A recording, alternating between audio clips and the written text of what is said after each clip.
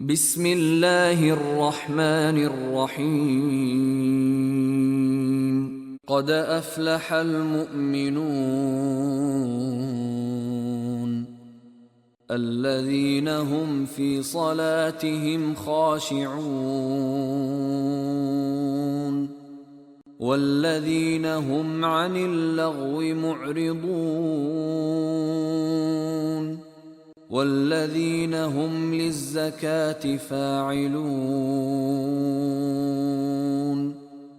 والذين هم لفروجهم حافظون إلا على أزواجهم أو ما ملكت أيمانهم فإنهم غير ملومين. فمن ابتغى وراء ذلك فأولئك هم العادون والذين هم لأماناتهم وعهدهم راعون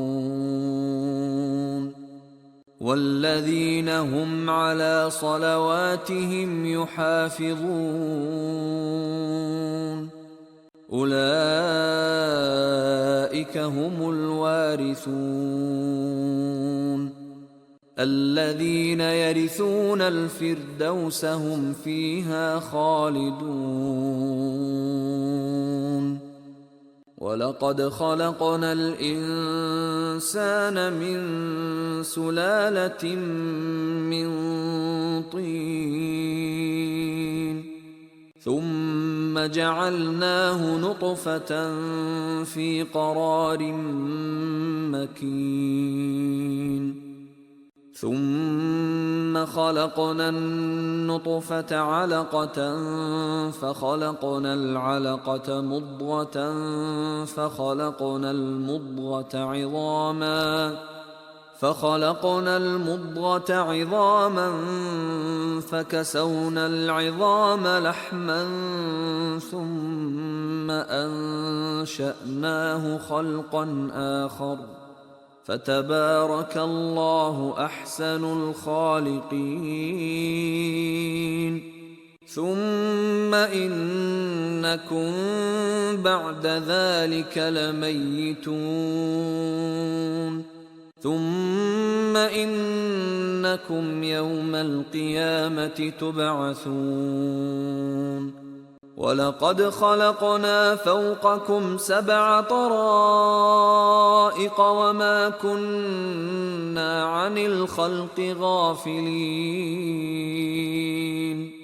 وأنزلنا من السماء ماء بقدر فأسكناه في الأرض وإنا على ذهاب به لقادرون.